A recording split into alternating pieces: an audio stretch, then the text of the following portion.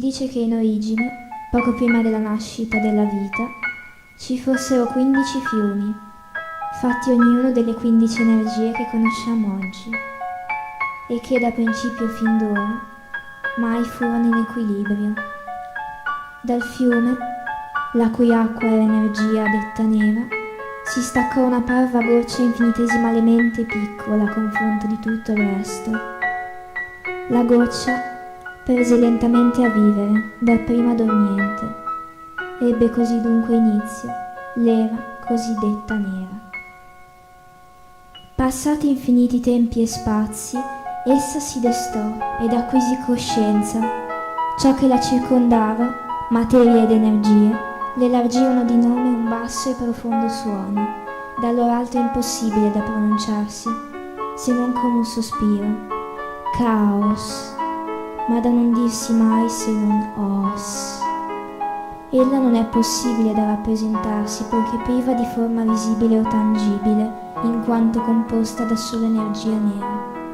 Ma solitamente, per disporre del suo concetto, si usa simbolo chesto.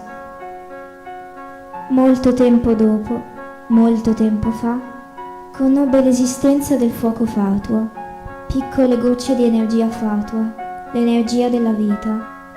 Si impossessò dunque di alcune di esse e generò 5 esseri, costituiti in minima parte da materia e in grande parte da energia nera, i 5 titani. Ebbe così dunque inizio l'era cosiddetta bianca. La prima di loro, Aonis Maru Gea, così da loro altri chiamata, era erede diretta dell'entità Os, destinata a divenire dunque l'entità massima della stirpe di Os. Generò dunque 15 esseri, 2 ninfe, 2 silfidi e 11 titanidi. Ebbe così inizio l'effimera era cosiddetta Denia.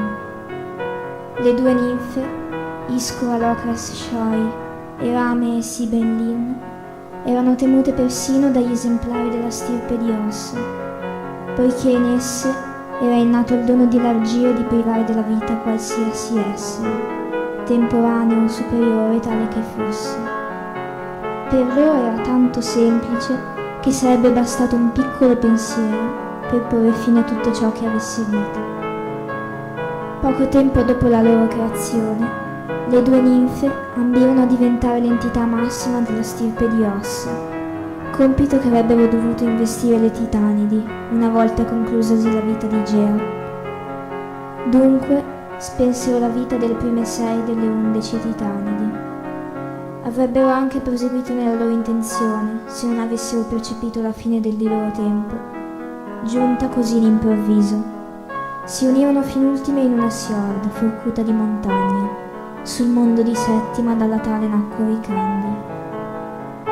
Ebbe così dunque inizio l'era cosiddetta rossa. Delle 5 titanidi rimaste oggi, la prima fu Emalamsirea, che tende giù nel profondo del cuore profondo di Aonis, più giù più ancora, sì certo, a metà tra la roccia e le fiamme. È nell'Orakuen che lei aspetta, ciò che ella vede per realtà veduta da loro altri. Ella guidò la vita di loro altri per tempo di molto assai, conobbe molte di cose assai e visse per tempo di molto assai. Da 15 epicerchi ella iniziò a vedere quella visione, una Sjord forcuta di montagna, discendente contraria dal cielo verso il suolo, ed il bianco e il sole nero splendere a rischiarare l'occo chesto come mai non.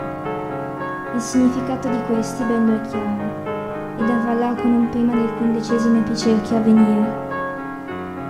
Quell'unico 15° dì tende Emalamsirea, la quando Sjord, forcuta di montagna, avrà fin ultime raggiunta la nera pietra di fiamma arsa, segnando così la fine del di lei tempo.